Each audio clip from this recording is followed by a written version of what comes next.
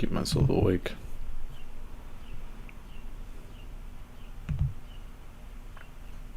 Tired.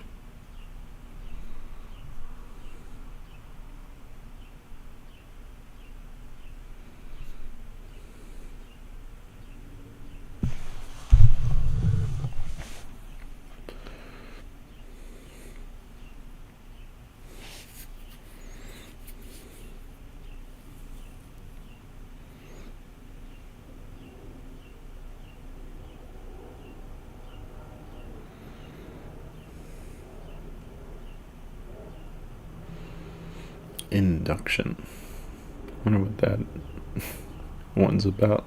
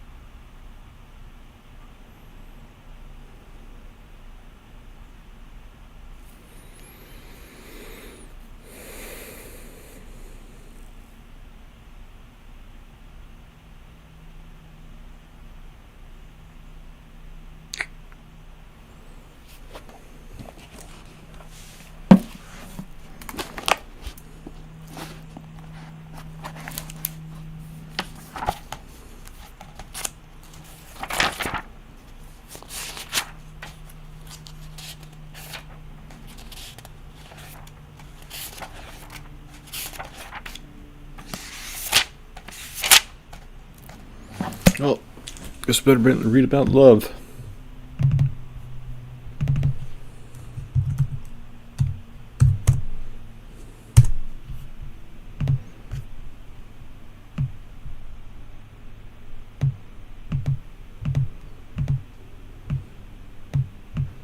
Might not get another chance.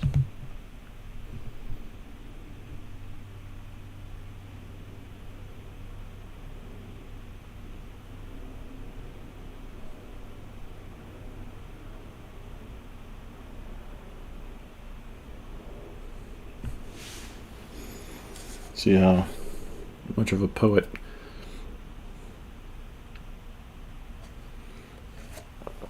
our boy is.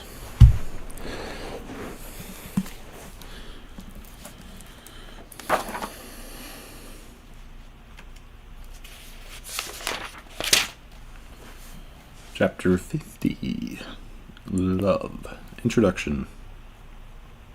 Here, as in the chapters on God and man, almost all the great books are represented, except those in mathematics and physical sciences. Even those exceptions do not limit the sphere of love. As the theologian understands it, love is not limited to things divine and human, nor to those creatures less than man, which have conscious desires. Natural love, Aquinas writes, is not only, quote, in all the soul's powers, but also in all the parts of the body, and universally in all things. Because, as Dionysius says, beauty and goodness are beloved by all things. Love is everywhere in the universe and all things which have their being. From the bounty and generosity of God's creative love, and which in return obey the law of love in seeking God, or in whatever they do to magnify God's glory. Love sometimes even takes the place of other gods in the government of nature. Though he thinks the motions of the world are without direction from the gods, Lucretius opens his poem on the nature of things with an invocation to Venus, the life-giver, without whom nothing, quote, comes forth into the bright coasts of life, nor waxes glad nor lovely.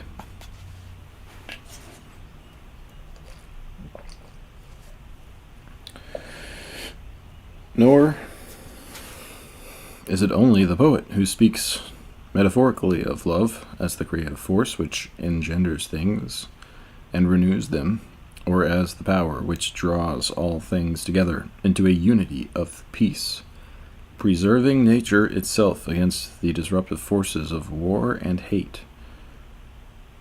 The imagery of love appears even in the language of science.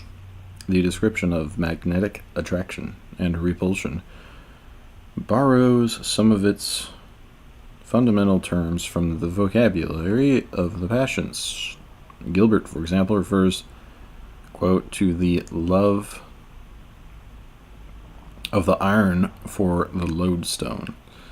On the other hand, the impulsions of love are often compared with the pull of magnetism, but such metaphors or comparisons are seldom intended to conceal the ambiguity of the word love when it is used as a term of universal application.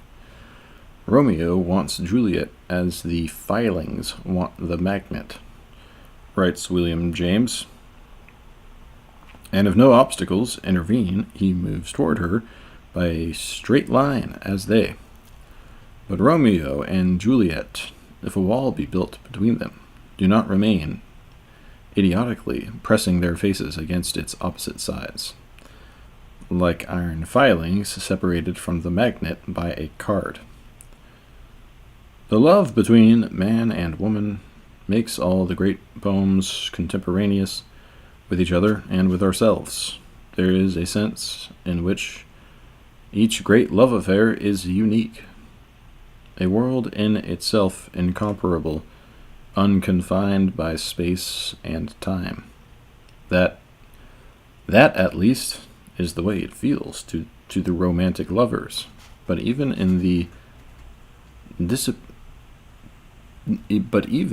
to the dispassionate observer, there seems to be a world of difference between the relationship of Paris and Helen in the Iliad and that of Prince Andrew and Natasha in War and Peace, or Troilus in Cressida, Tom Jones and Sophia, Don Quixote and Dulcinea, Jason and Medea, Aeneas and Dido,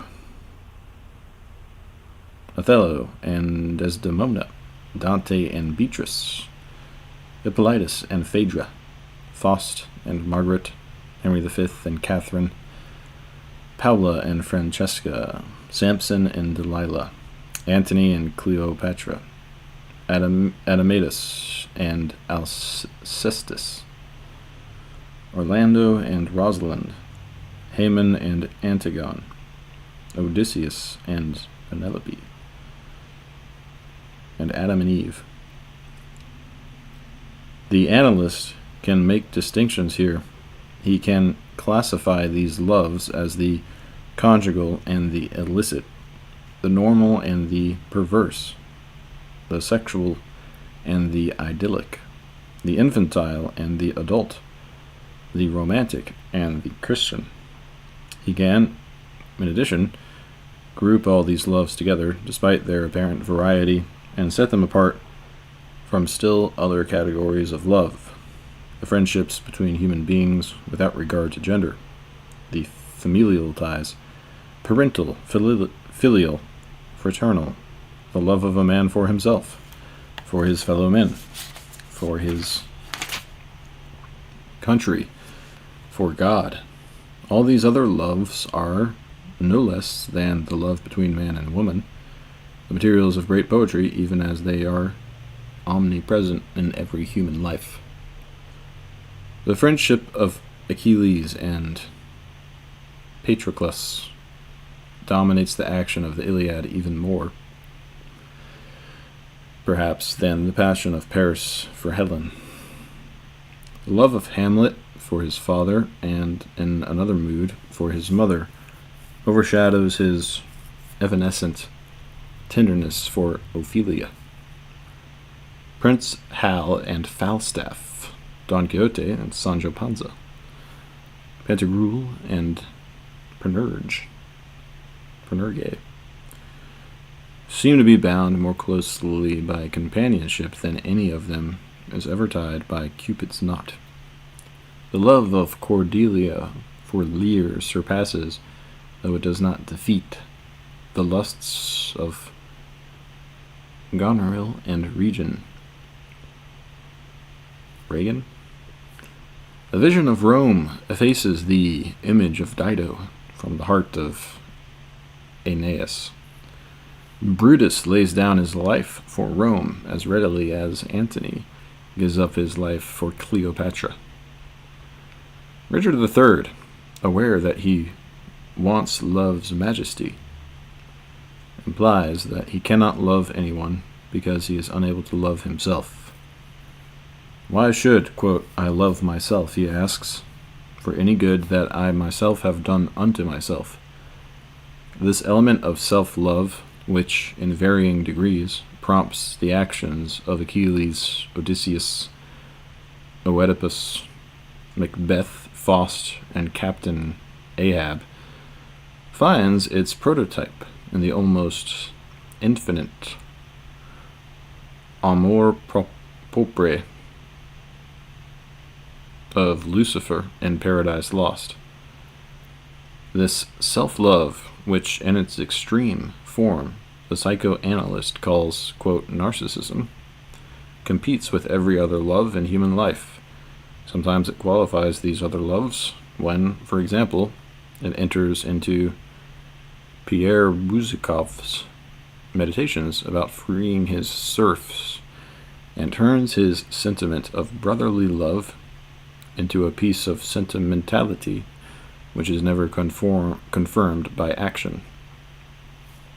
Yet, self-love, like sexual love, can be overcome by the love which is charity toward or compassion for others.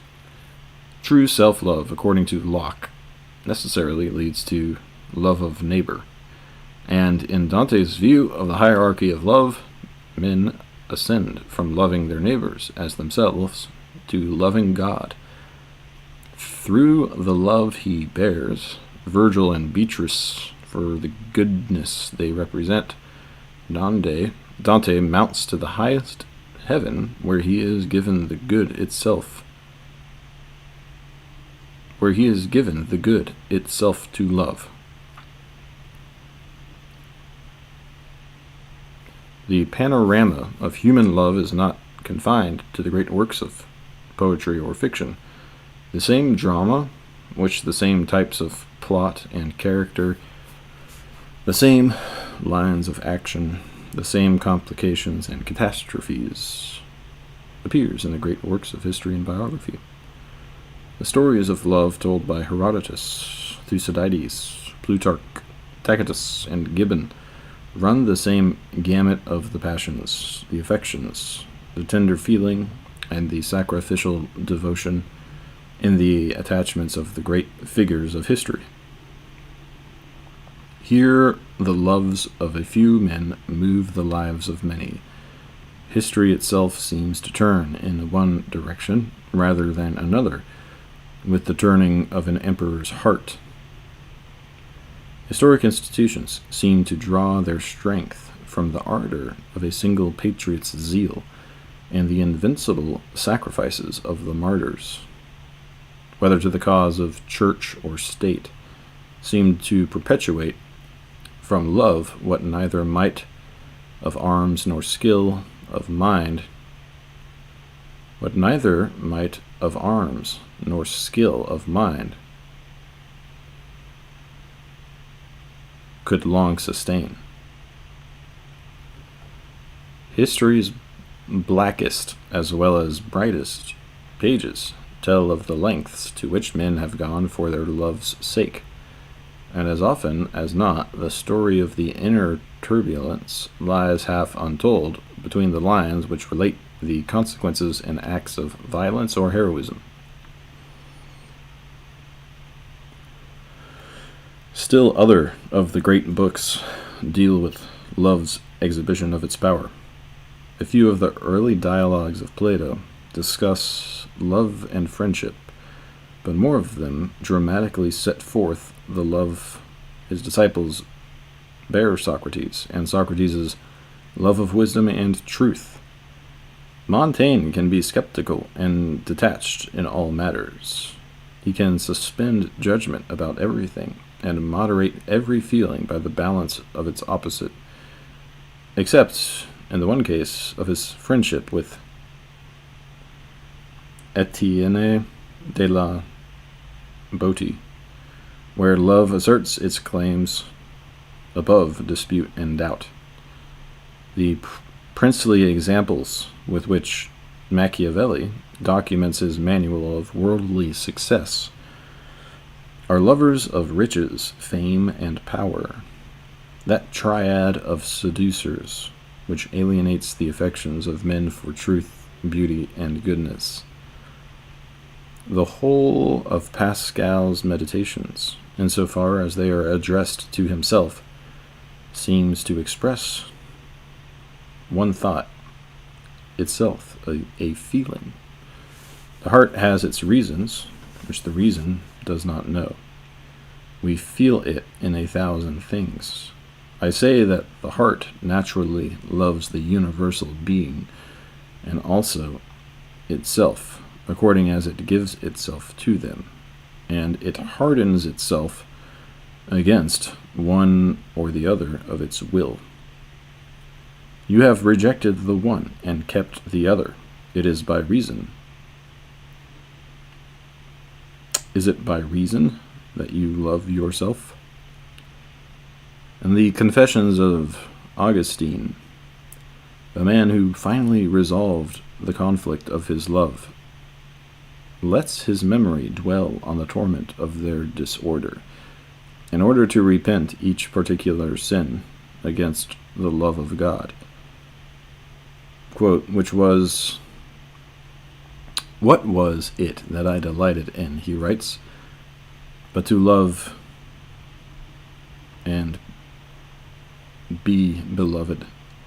But I kept not the measure of love, of mind to mind, friendship's bright boundary, but out of the muddy concupiscence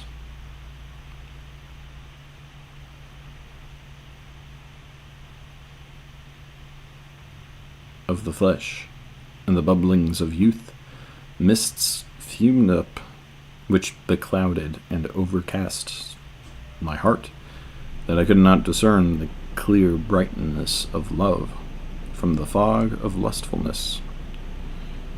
Augustine shows us the myriad forms of concupiscence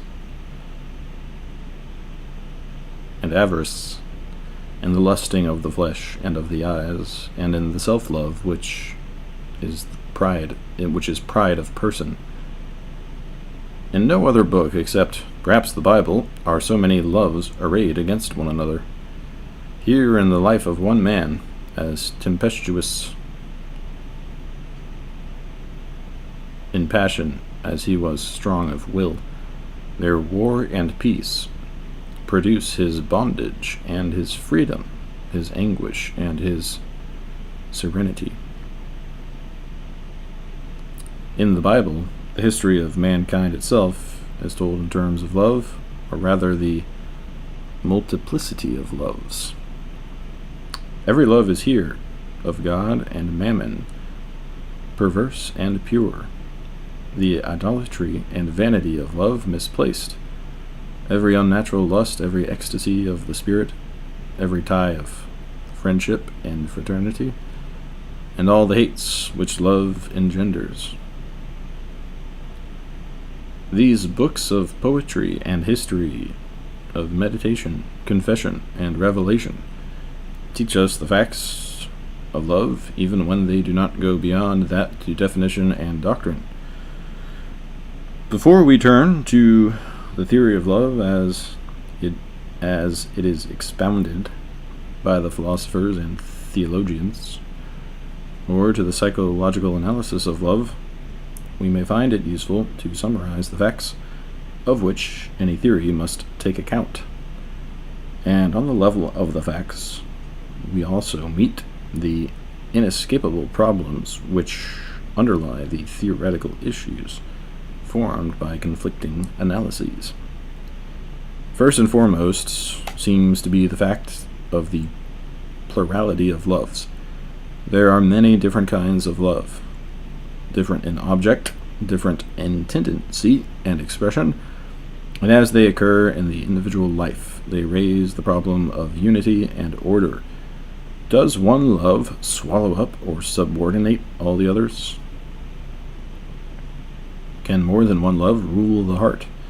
Is there a hierarchy of loves which can harmonize all their diversity?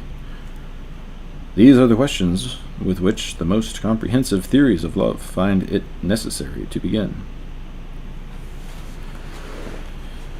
Plato's ladder of love in the Symposium has different loves for its rungs. Diotima, whom Socrates describes as his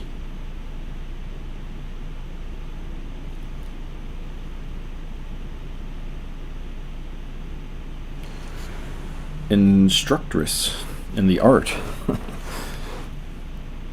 of love, tells him that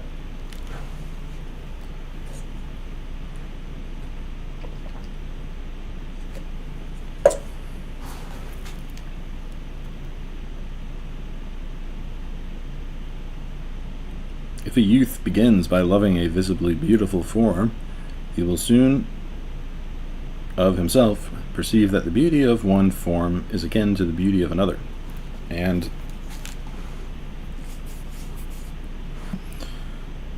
therefore, how foolish would he be not to recognize that the beauty in every form is one and the same. He will then, quote, abate his violent love of the one, and will pass from being, quote, a lover of beautiful forms to the realization that, quote, the beauty of the mind is more honorable than the beauty of the outward form. Thence he will be led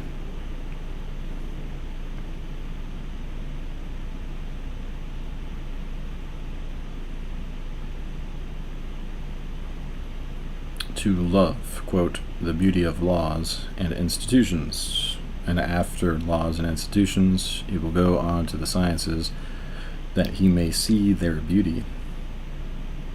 As Diotima summarizes it, the true order of love, quote, begins with the beauties of earth and mounts upwards, from fair forms to fair practices, and from fair practices to fair notions, until from fair notions we arrive at the notion of absolute beauty. Aristotle classifies different kinds of love in his analysis of types of friendship. Since the lovable consists of, quote, the good, pleasant, or useful, he writes, there are three kinds of friendship, equal in number to things that are lovable.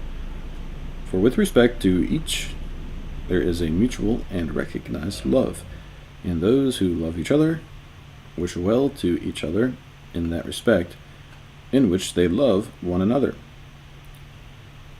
Later in the Ethics, he also considers the relation of self-love to all love of others, and asks, quote, whether a man should love himself most or someone else. Aquinas distinguishes between love in the sphere of the passions and love as an act of will. The former he assigns to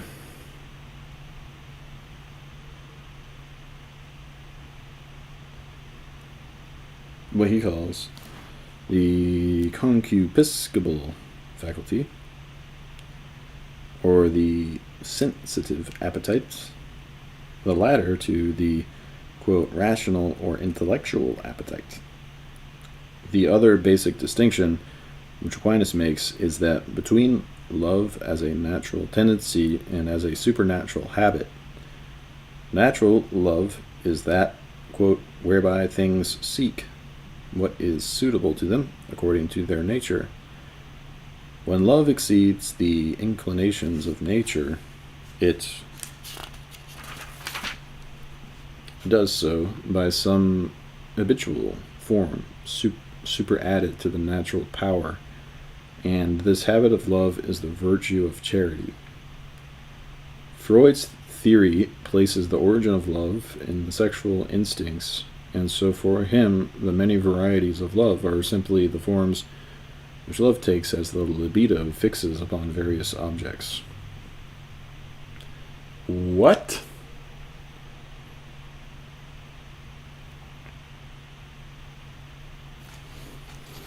I swear to God, Freud was retarded.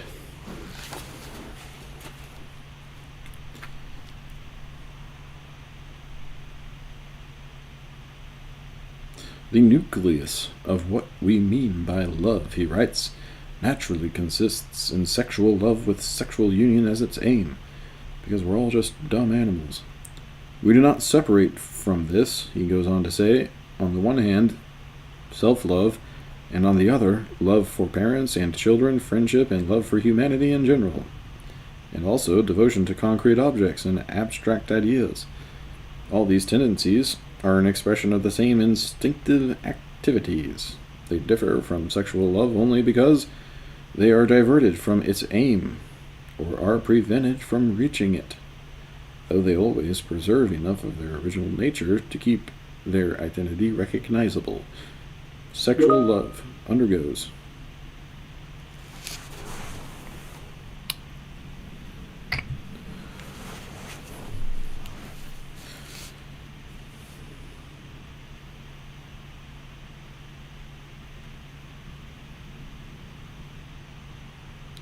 these transformations according as it is represented or sublimated. Infantile or adult in its pattern, degraded to the level of brutal sexuality or humanized by inhibitions and mixed with tenderness.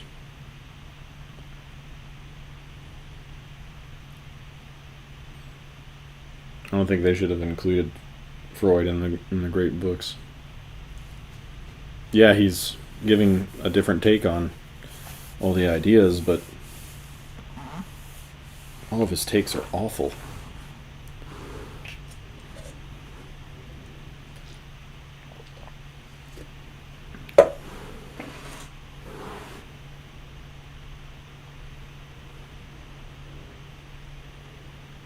It's like he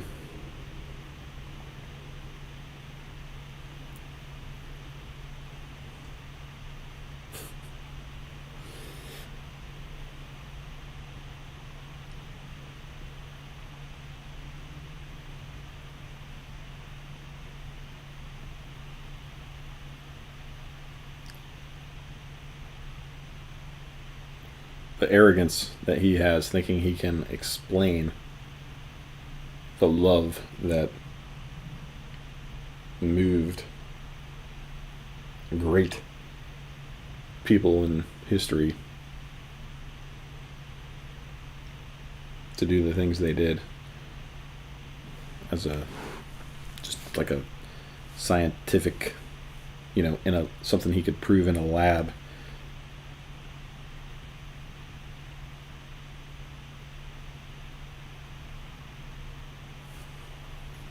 What an arrogant little dweeb. All of these classifications and distinctions belong to the theory of human love, but the fact of love's diversity extends the theory of love to other creatures and to God. In the tradition of biology from Aristotle to Darwin, the mating of animals and the care of their young is thought to exhibit an emotion of love which is either sharply contrasted with or regarded as the root of human love. Darwin, for example, maintains it is certain that associated animals have a feeling of love for each other which is not felt by non-social adult animals. At the opposite pole, the theologians identify God with love and see in God's love for himself and for his creatures the principles. The reason I don't like Darwin and Freud at all is because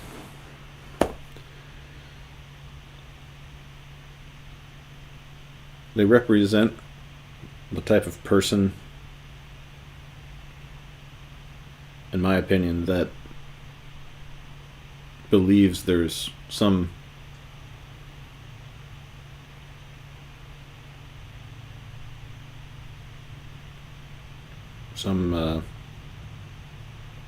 supreme value in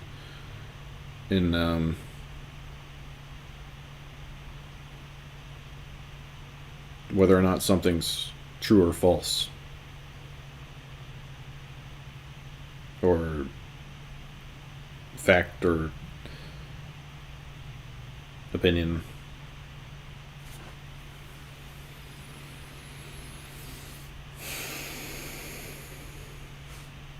And, provable by experimentation or whatever. As opposed to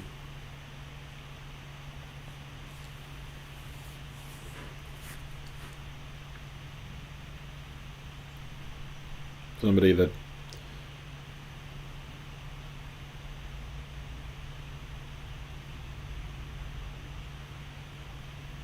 lets things speak for themselves.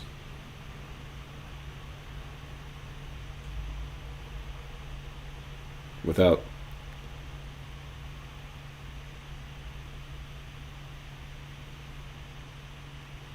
any sort of compulsive need to be able to understand it exactly, or describe it like in terms of weird little terms like libido and id and shit. Like, stop trying to rob the life of all of its majesty. That's all they're doing, and there's no value in it, in my opinion.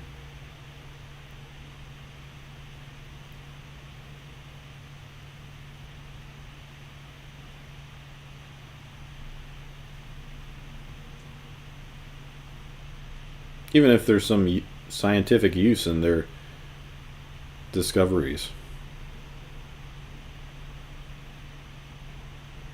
So what?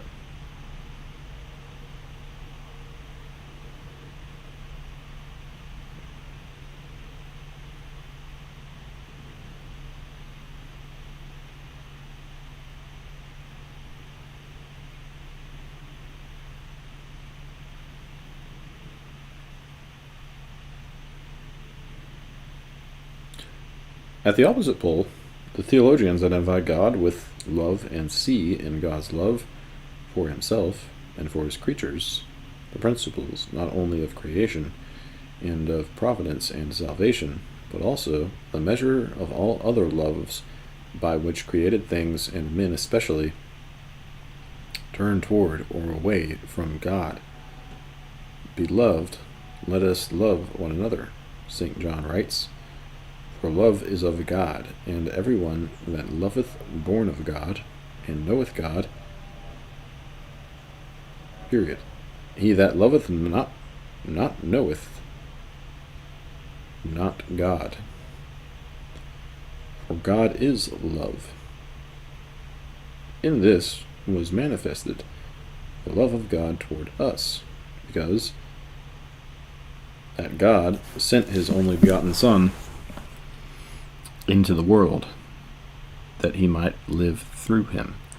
Herein is love, not that we loved God, but that he loved us. And we have known and believed the love that God hath to us. God is love, and he that dwelleth in love dwelleth in God, and God in him.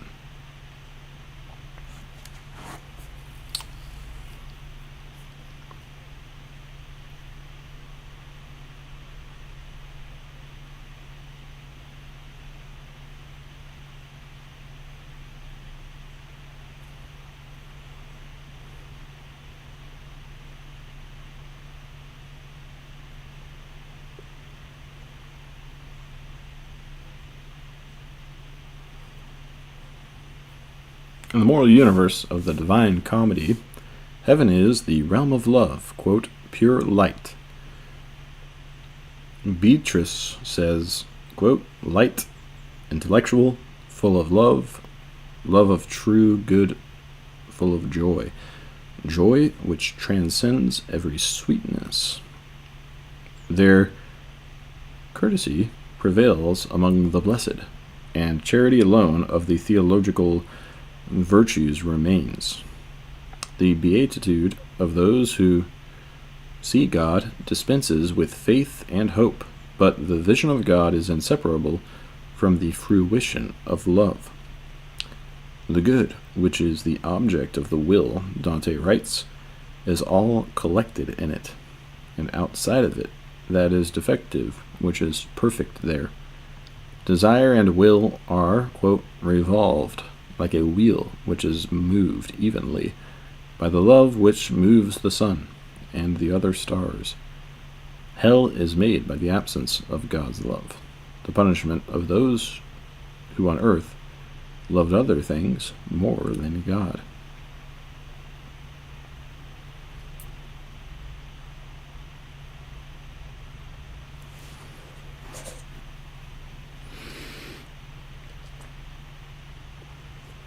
That's interesting. The idea that after you die, if you learn to love things besides God more, it would make sense that you would be in hell, because those things don't exist anymore. The only thing that exists after you die is God.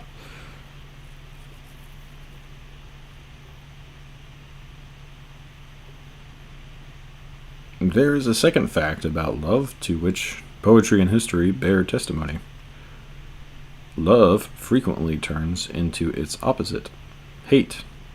Sometimes there is love and hate of the same object.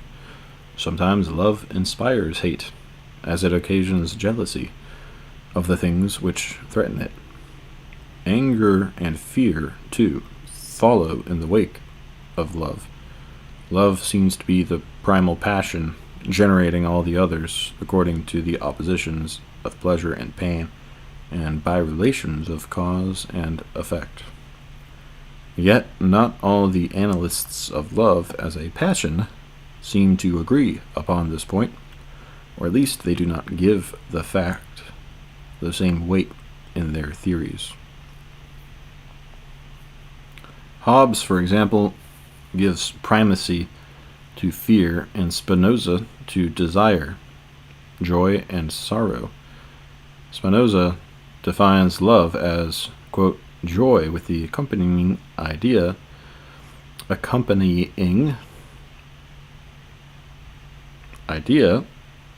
of an external cause. Joy with an accompanying idea of an external cause. And he defines hatred similarly in terms of sorrow. Nevertheless, Spinoza, like Aquinas and Freud, deal more extensively with love and hate than with any other passions.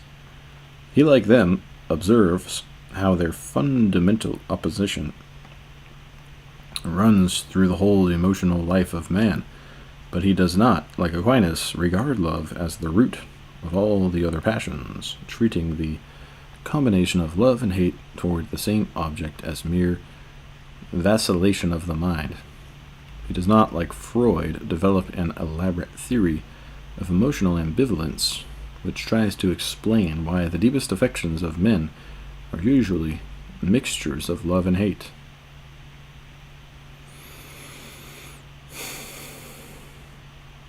It's interesting to me.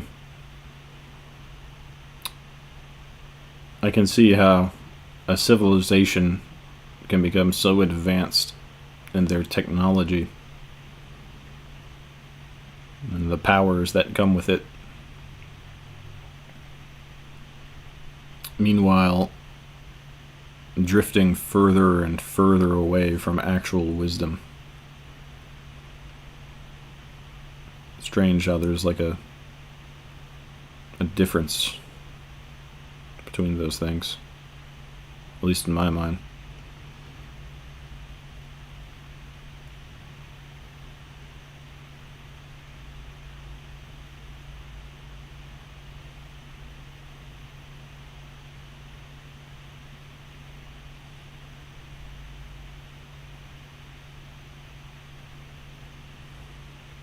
Maybe they're just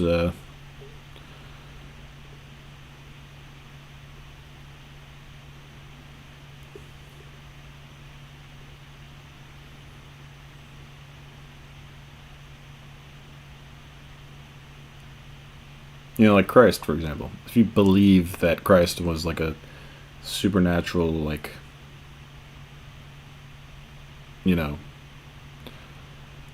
miracle worker,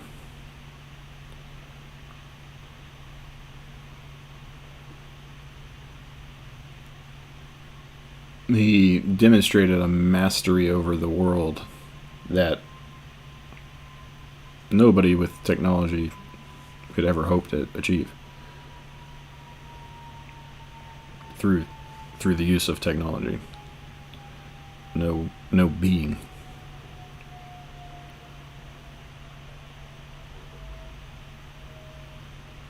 And he was always describing how he was able to do that. So there's like a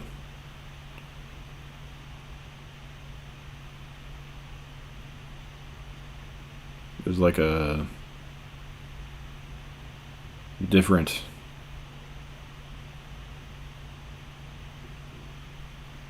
way to see things that's more harmonious with God, apparently.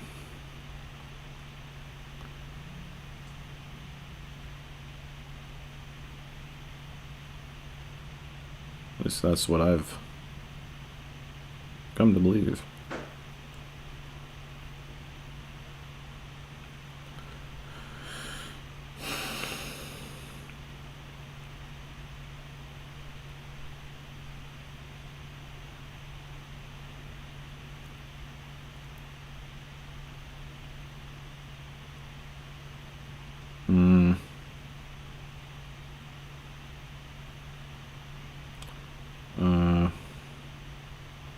Feels more acceptable. He like them.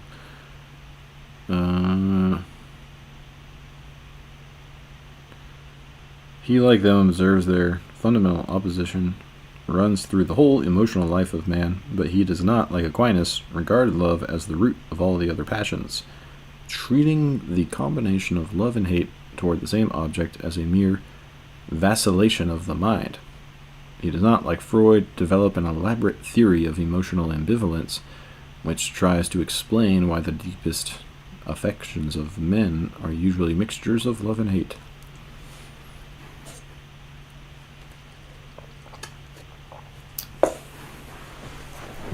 Yeah, that's what Freud does. He doesn't see something and realize that he sees something and then sits down with a pen and paper and starts trying to come up with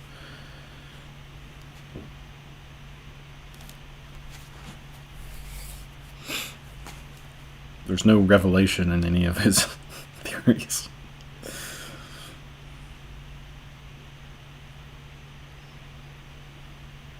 The third fact, which appears in almost every one of the great love stories, points to another aspect of love's contrariness.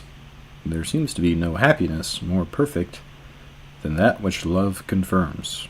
But there is also no misery more profound, no depth of despair greater than that into which lovers are plunged when they are bereft, disappointed, unrequited. Can the pleasures of love be had without its pains? Is it better to have loved and suffered than never to have loved at all? Is it wiser not to love than to love not wisely, but too well? Is the world well lost for love?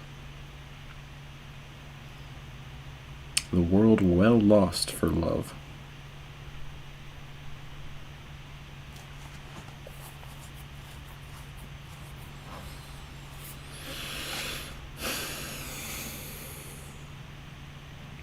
Reminds me of that scene in Legend. Tom Cruise is like, I did it for love. Then Gump the Forest Child is like, oh, well, that's a different matter. He was like,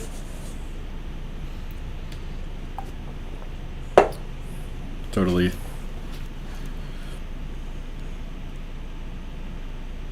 distraught before he mentioned love and he was celebrating.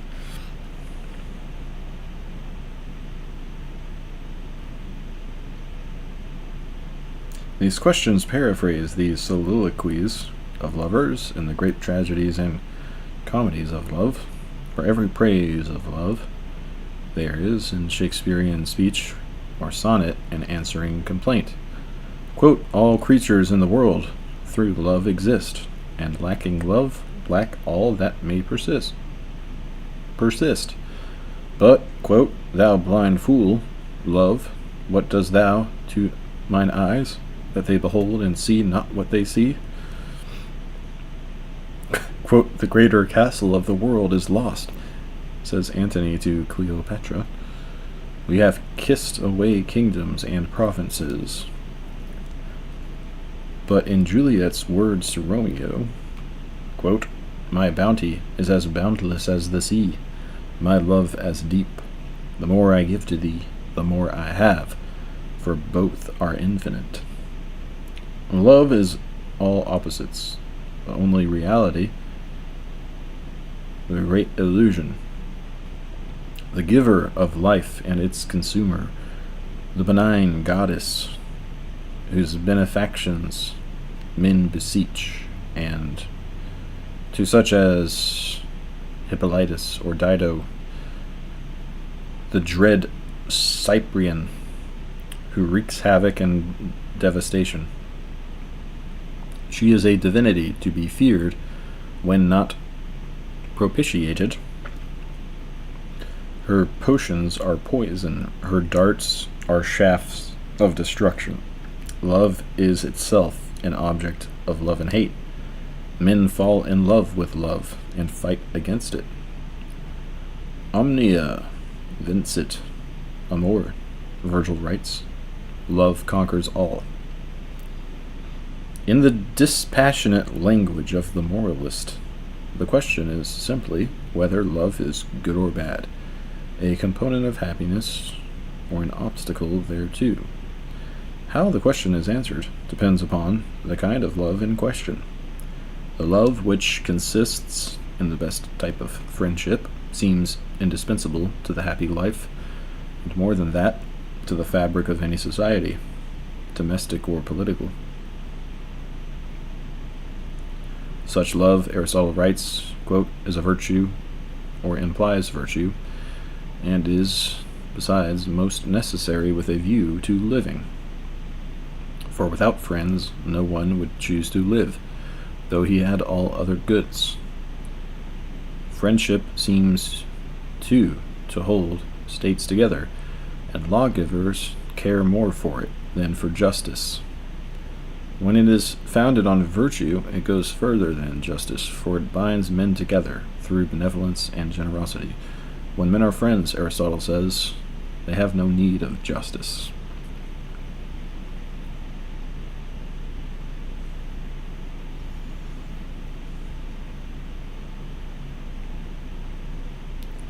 Yeah, I think people underestimate the importance of, the significance of just basic friendship in society. And when you try to predict how people might behave, people aren't that complicated. They're like children, even when they're adults.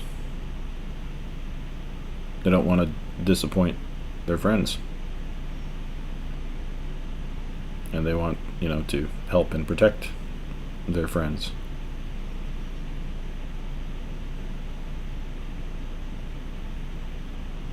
Even if they're in the wrong.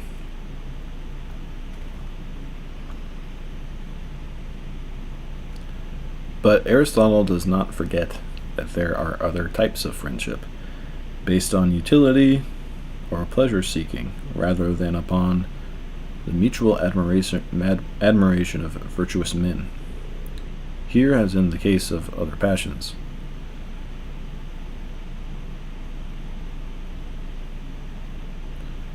The love may be good or bad.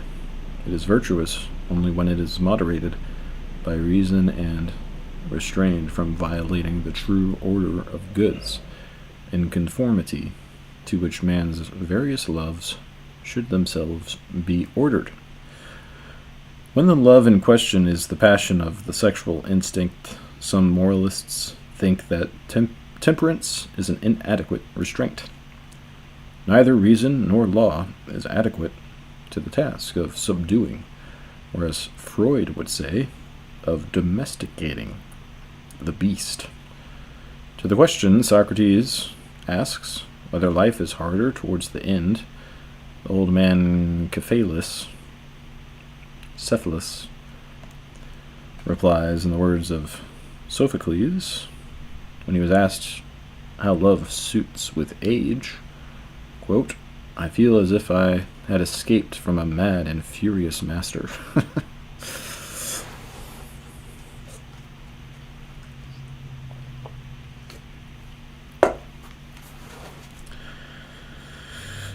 In the most passionate diatribe against love's passion, Lucretius condemns the sensual pleasures which are so embittered with pain.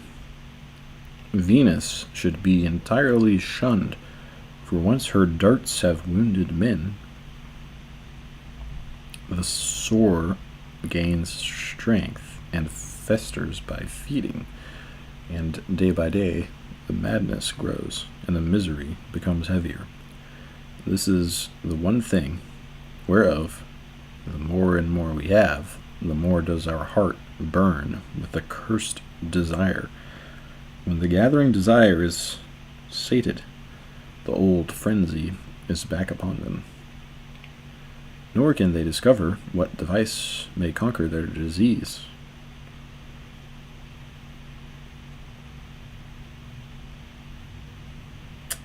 In such deep doubt, they waste beneath their secret wound. These ills are found in love that is true and fully prosperous. But when love is crossed and hopeless,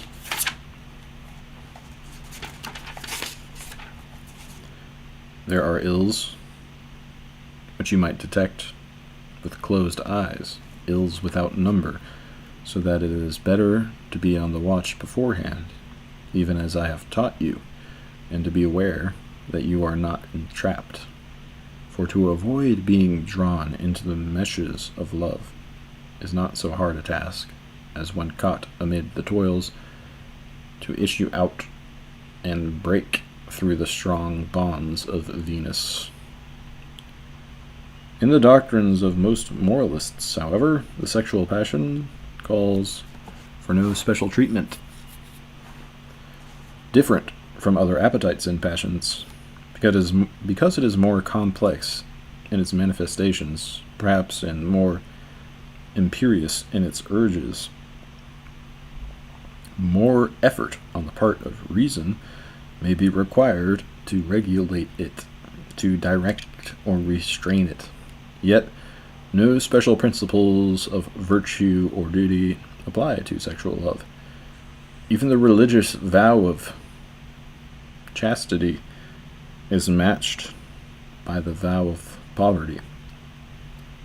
The love of money is as serious a deflection from loving God as the lust of the flesh. What is common to all these matters is discussed in the chapters on duty, emotion, virtue, and sin. But here, one more fact remains to be considered. The last fact about love, which the poets and the historians seem to lay before the moralists and theologians. When greed violates the precepts of justice, or gluttony those of temperance, the vice or sin appears to have no redeeming features. These are weaknesses of character, incompatible with heroic stature. But many of the great heroes of literature and otherwise noble men or women who have, for love's sake, deserted their duty or transgressed the rules of God and man, acknowledging their claims and yet choosing to risk the condemnation of society, even to the point of banishment, or to put their immortal souls in peril.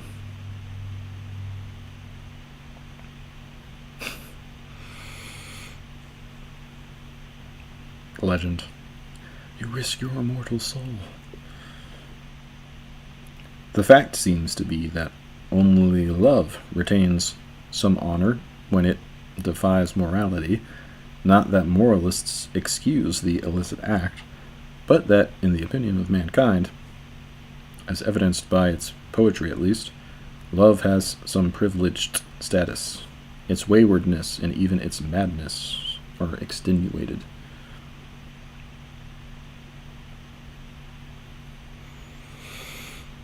Yeah, in Paradise Lost, love was,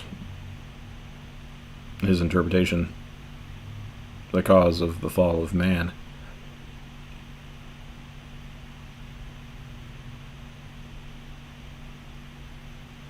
Because Eve had eaten the apple, and Adam realized what she had done and decided to join her in her fate, which may or may not be true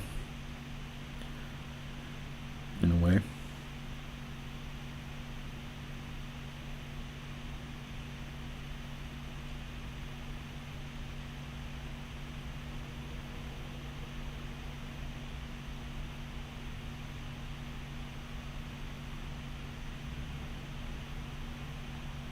So you could see why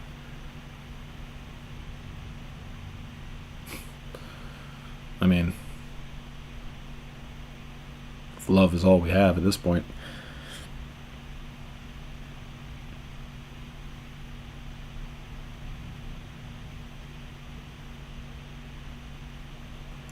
you can see why it would have a what's the word he used? Extenuated? Privileged status. Its madness are extenuated. The poets suggest the reason for this. Unlike the other passions, which man shares with the animals, characteristically, human love is a thing of the spirit as well as the body. The man is piggish when he is a glutton, a jackal when he is craven. But when his emotional excess in the sphere of love lifts him to acts of devotion and sacrifice, he is incomparably human. That is why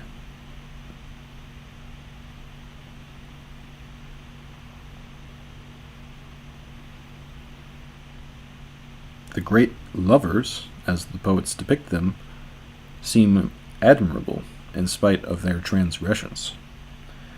They almost seem to be justified, poetically at least, if not morally, in acting as if love exempted them from ordinary laws, as if their love could be a law unto itself.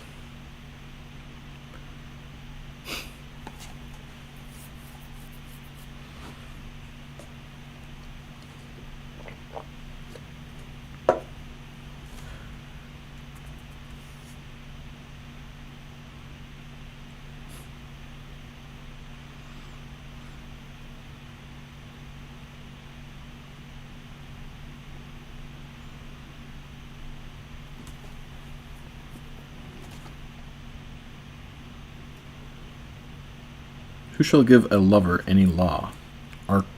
Arcite asks in Chaucer's Knight's Tale. Love is a greater law, he says, than man has ever given to earthly man. To a psychologist, like Freud, the conflict between the erotic impulses and morality is the central conflict in the psychic life of the individual and between the individual and society. There seems to be no happy resolution unless each is somehow accommodated to the other. At one extreme of repression, the claims of our civilization, according to Freud, make life too hard for the greater part of humanity, and so further the aversion to reality and the origin of neuroses. Neuroses. The individual suffers neurotic disorders, which result from the failure of the repressed energies. God, this guy is the least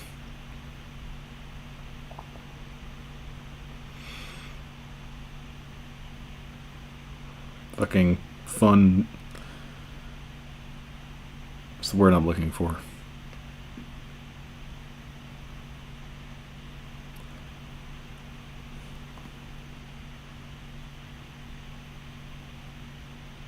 The least romantic thinker ever to fucking exist.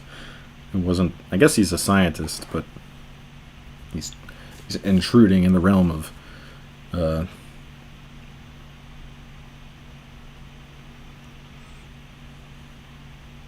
humanities, trying to take away the humanity of humans. There seems to be no happy resolution unless each is somehow accommodated to the other. At one extreme of repression, the claims of our civilization, according to Freud, make life too hard for the greater part of humanity, and so further the aversion to reality and the origin of neuroses. The individual suffers neurotic disorders, which result from the failure of the repressed energies to find outlets acceptable to the moral censor. At the other extreme of expression, the erotic instinct, quote, would break all bounds of the laboriously erected structure of civilization, and the laboriously erected structure of civilization would be swept away. Integration would seem to be achieved in the individual personality, and society would seem to prosper only when sexuality is transformed into those types of love which reinforce laws and duties and emotional loyalty to moral ideals and invest ideal objects with their energies, creating the highest goods of civilization. To the theologians, the conflict between love and morality remains insoluble, not in principle but in practice, until love itself supplants all other rules of conduct. The good man, according to Augustine, is not he who knows what is good, but who loves it. Is it not then obvious, he goes on to say, that we love in ourselves the very love wherewith we love whatever we love? For there is also a love wherewith we love that which we ought not to love, and this love is hated by him who loves that wherewith he loves what ought to be loved. For it is quite possible for both to exist in one man, and this coexistence is good for a man to the end that this love which conduces to our living well may grow, and the other which leads us to evil may decrease, until our whole life be perfectly healed and transmuted into good. Only a better love, a love that is wholly virtuous and right, has the power requisite to overcome love's errors. With this perfect love goes only one rule, Augustine says. Dilige et quod vis fac. Love and do what you will.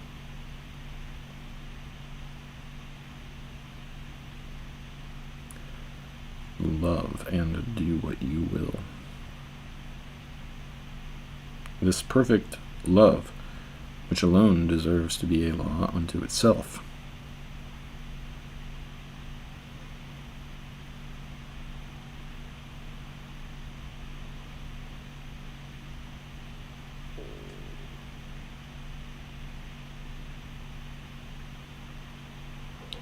Is more than fallen human nature can come by without God's grace.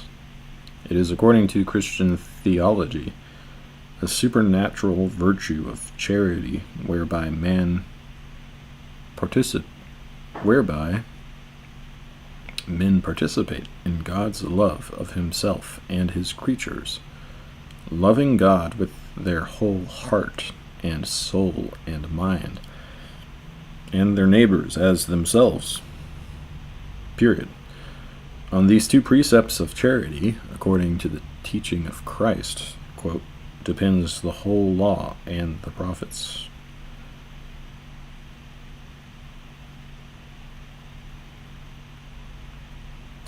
The questions which Aquinas considers in his treatise on charity indicate that the theological resolution of the conflict between love and morality is, in essence, the resolution of the conflict between diverse loves, a resolution accomplished by the perfection of love itself. Concerning the objects and order of charity, he asks, for example, whether we should love charity out of charity, whether irrational creatures also ought to be loved out of charity, whether a man ought to love his body out of charity, whether we ought to love sinners out of charity, whether charity requires that we should love our enemies, whether God ought to be loved more than our neighbors, whether out of charity man is bound to love God more than himself, whether out of charity man ought to love himself more than his neighbor, whether a man ought to love his neighbor more than his own body, whether he ought to love one neighbor more than another, whether we ought to love those who are better more than those who are more closely united to us, whether a man ought out of charity to love his children more than his father, whether a man ought to love his wife more than his father or mother, whether a man ought to love his benefactor more than one he has benefited. The diversity of love seems to be both the basic fact and the basic problem for the psychologist, the moralist, the theologian. The ancient languages have three distinct words for the main types of love: eros, philia, agape. In Greek, amor, amicitia, or dialectio, and caritas in Latin. Because English has no such distinct words, it seems necessary to use such phrases as sexual love, love of friendship, and love of charity, in order to indicate plainly that love is common to all three and to distinguish the three meanings. Yet we must observe what Augustine points out, namely, that the scriptures make no distinction between amor, dialectio, and caritas, and that in the Bible, amor is used in a good connection. The problem of the kinds of love seems further to be complicated by the need to differentiate and relate love and desire. Some writers use the words love and desire interchangeably, as does Lucretius, who, in speaking of the pleasures of Venus, says that, quote, Cupid is the Latin name for love. Some, like Spinoza, use the word desire as the more general word, and love to name a special mode of desire. Still others use love as the more general word, and desire to signify an aspect of love. Love, Aquinas writes, is naturally the first act of the will and appetite, for which reason all the other appetitive movements presuppose love as their root and origin. For nobody desires anything, nor rejoices in anything, except as a good that is loved. One thing seems to be clear, namely, that both love and desire belong to the appetitive faculty, to the sphere of the emotions and the will, rather than to the sphere of perception and knowledge. When a distinction is made between desire and love as two states of appetite, it seems to be based on their difference in tendency. As indicated in the chapter of desire, the tendency of desire is acquisitive. The object of desire is a good to be possessed, and the drive of desire continuous until the possession it is satisfied. Until with possession it is satisfied. Love equated with desire does not differ from any other hunger. But there seems to be another tendency which impels one not to possess the object loved, but to benefit it. The lover wishes the well-being of the beloved, and reflexively wishes himself well through being united with the object of his love. Where desire, devoid of love, is selfish in the sense of one's seeking goods or pleasures for oneself, without any regard for the good of the other, be it thing or person, love seeks to give rather than to get, or to get only as the result of giving. Whereas nothing short of physical possession satisfies desire, love can be satisfied in the contemplation of its object's beauty or goodness. It has more affinity with knowledge than with action, though it goes beyond knowledge in its wish to act for the good of the beloved, as well as in its wish to be loved in return.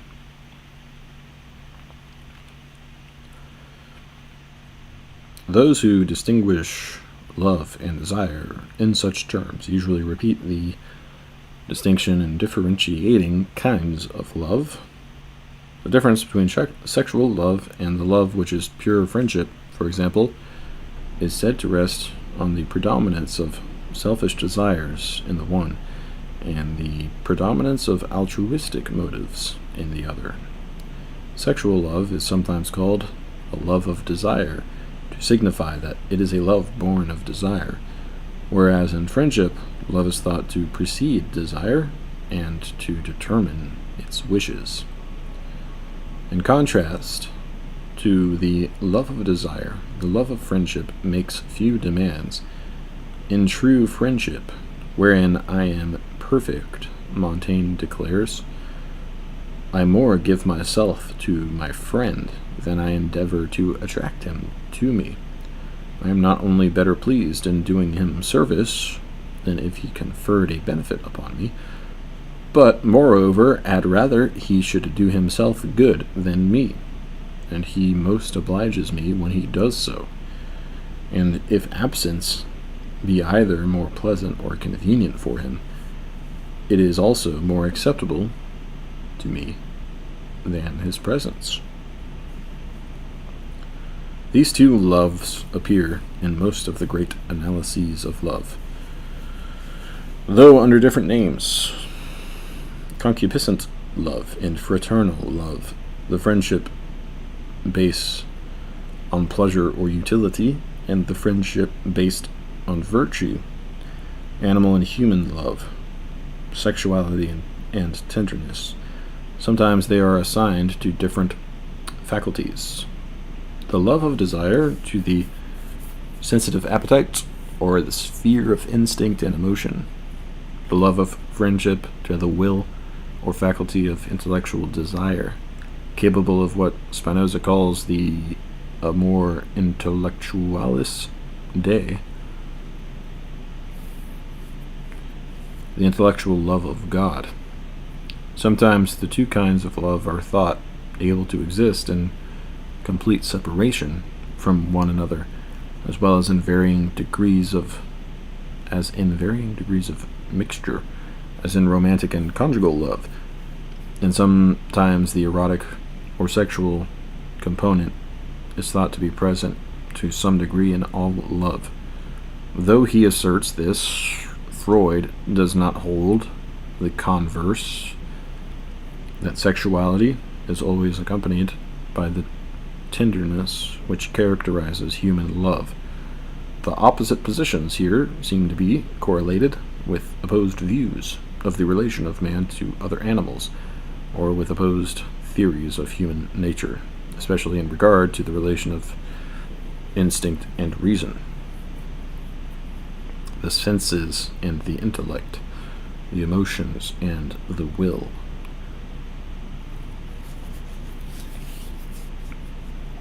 As suggested above, romantic love is usually conceived as involving both possessive and altruistic motives, the latter magnified by what its critics regard as an exaggerated idealization of the beloved. The theological virtue of charity, on the other hand, is purely a love of friendship, its purity made perfect by its supernatural foundation. One of the great issues here is whether the romantic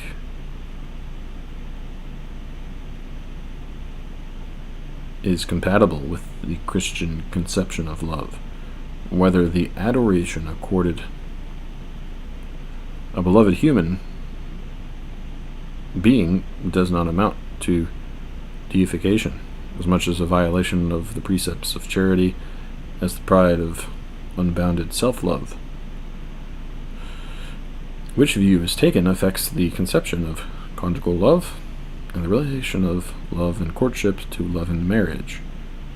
These matters, and in general the forms of love in the domestic community, are discussed in the chapter on family.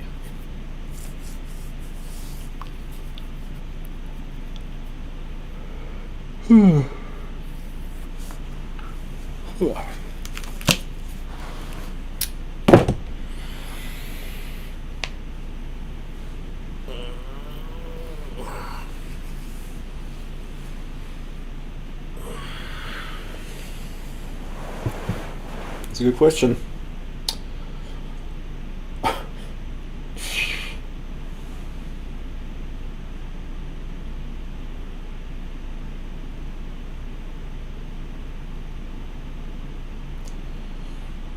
Maybe it's a moot point though.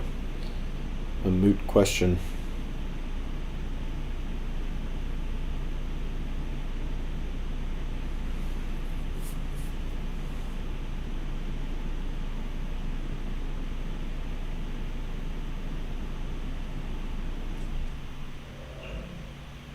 Whether or not it's compatible.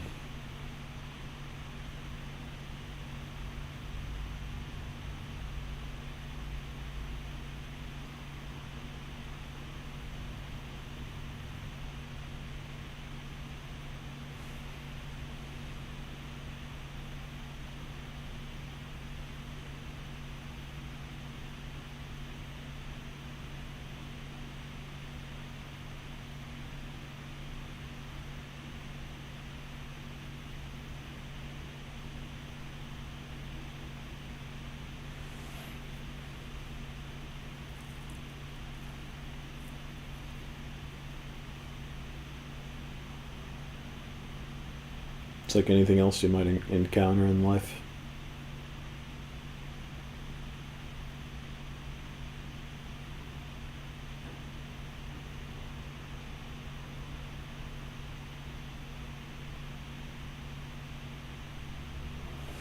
Well,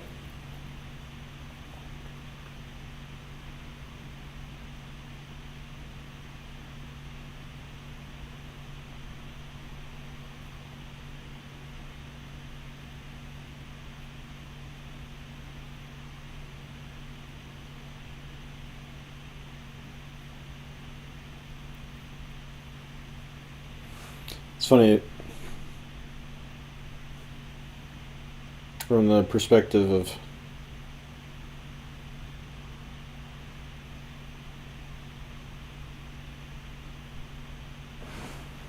somebody who doesn't have any kind of love in their life. Probably be like, who gives a damn? Just be happy you have any feeling of love at all. That's probably the most Christian principle there is. Gratitude. Don't overthink it. Like, oh, this is bad for me, this is good for me, I should avoid this, I should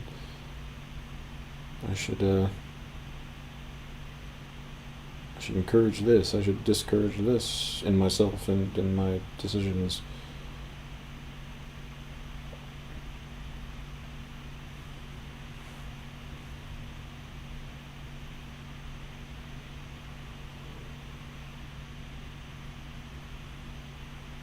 Just do what you think is best and be grateful for whoever's in your life.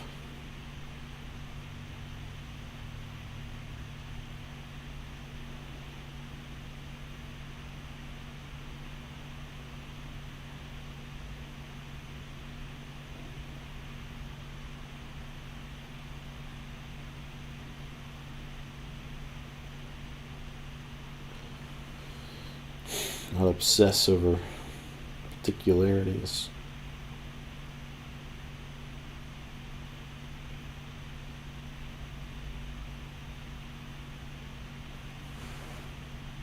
I think that's one of the things Jesus really tried to get across to people in the Sermon on the Mount. Because he kept telling them that they were blessed because of the things that they thought made them unlucky or miserable. He was just trying to instill in them a sense of gratitude.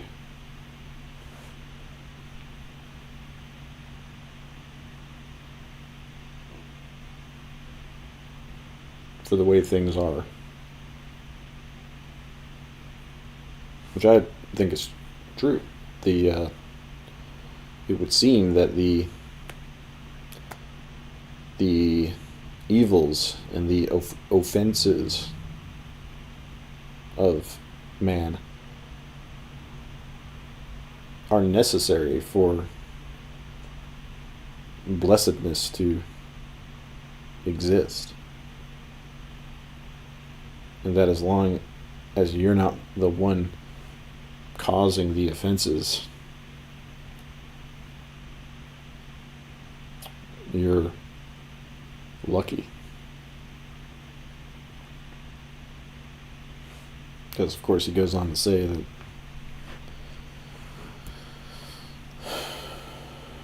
yeah,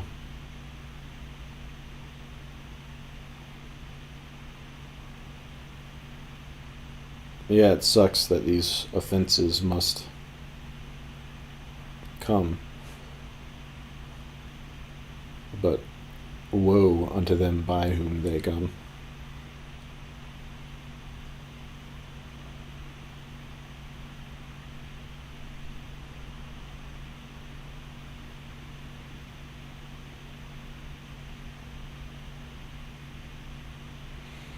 You'd much rather be the guy who was being screwed over than the one doing the screwing over.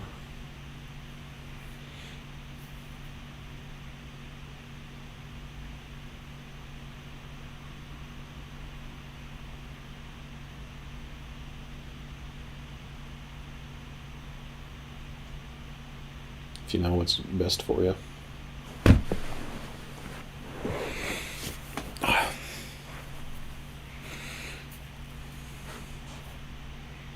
I gotta get a haircut.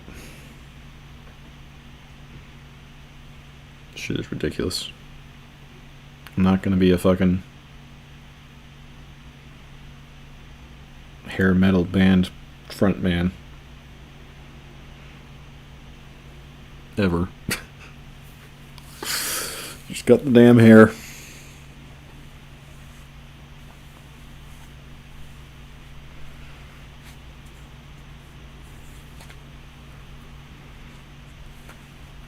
It's not being such a...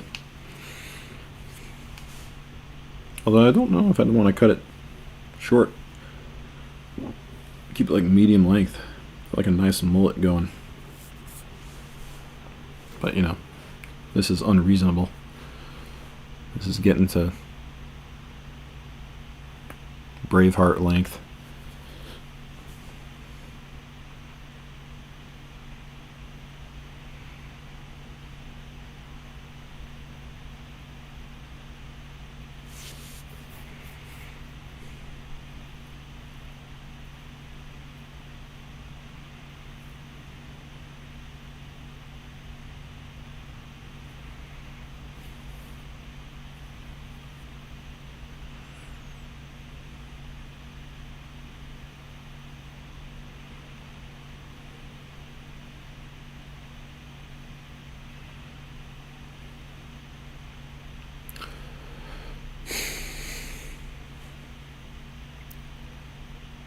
Socrates said the unexamined life is a life not worth living.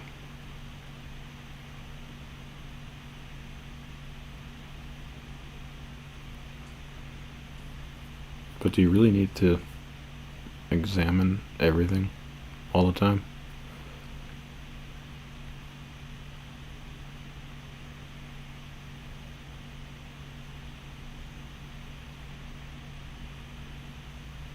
Is there ever a point where you've got it figured out? I think so.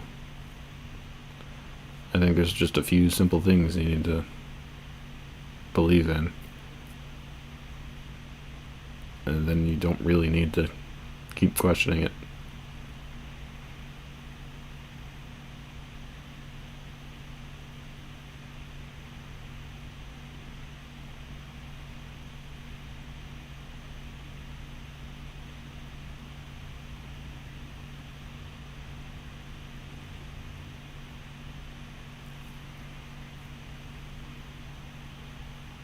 Might get to the point where you examine everything too much.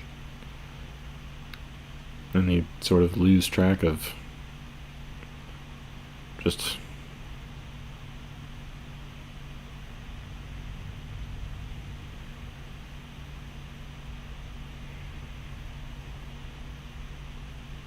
simple pleasures of life.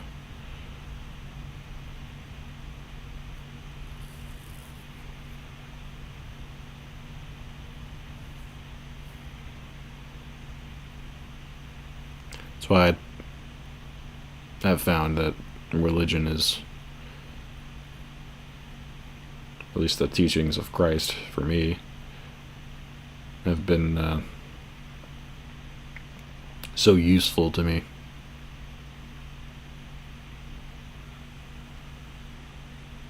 As sort of the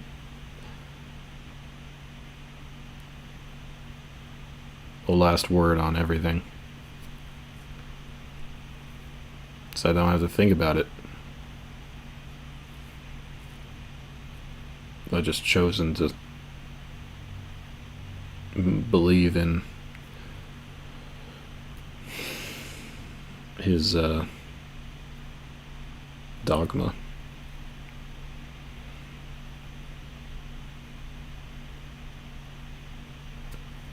Not only do I not have to think about it, but it has proven to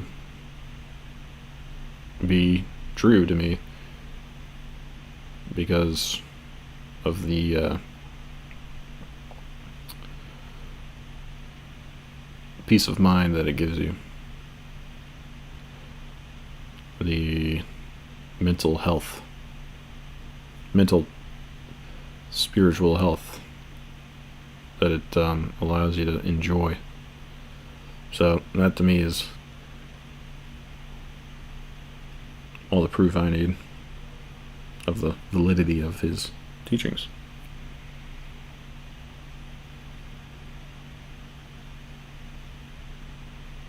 because I've experienced it both ways. And it's pretty obvious to see in other people too, who aren't believers in his ideas, teachings.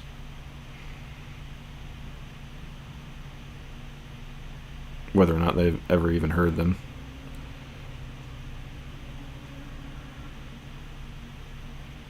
From, or heard them from him or from somebody else.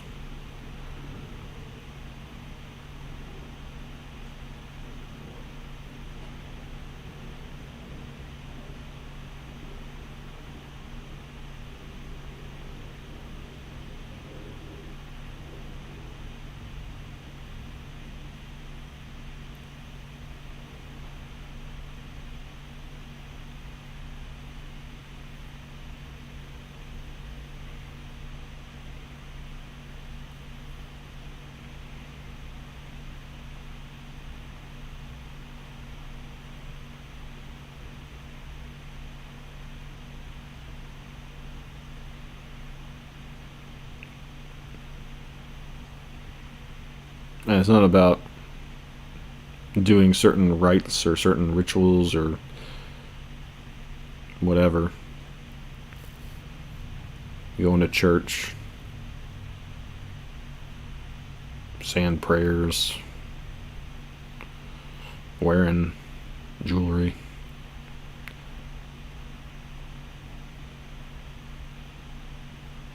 It's about what you choose to encourage in your mind. What types of thoughts, what types of feelings.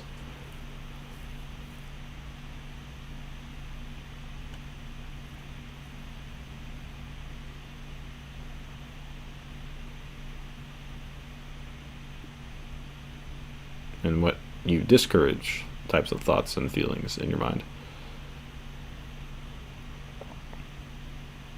What beliefs you encourage in yourself and what beliefs you...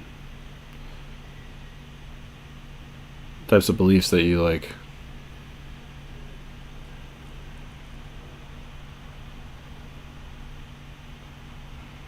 are willing to test the validity of.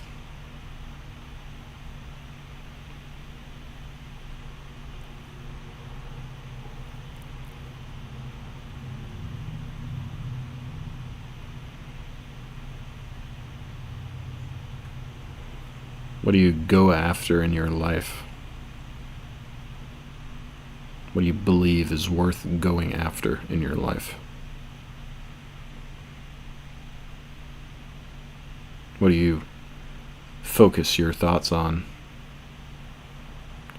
habitually? Because some people will focus all the time on things like worries about the future, for example, which is, in my mind, a vice that they indulge in. But they do it because they believe that it's the right thing to do. It's a misconception. They think that they'd be doing themselves and others a disservice by not worrying about the future or about what other men are going to do, about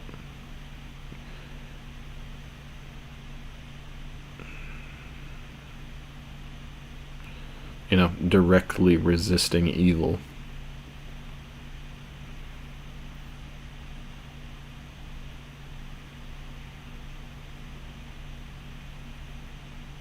Whereas what Christ taught was different. You're worrying about tomorrow, things that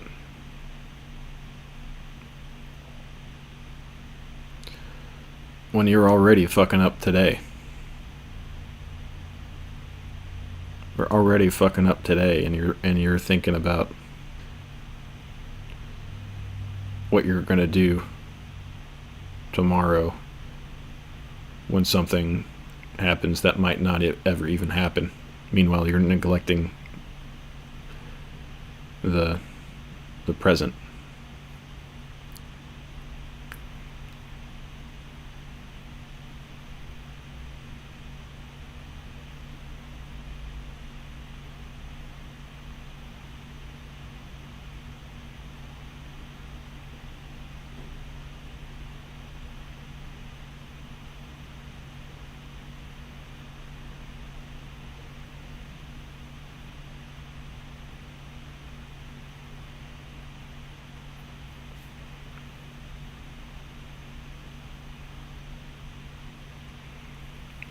And then you think you're going to combat evil when in other men, when you haven't even defeated it in yourself.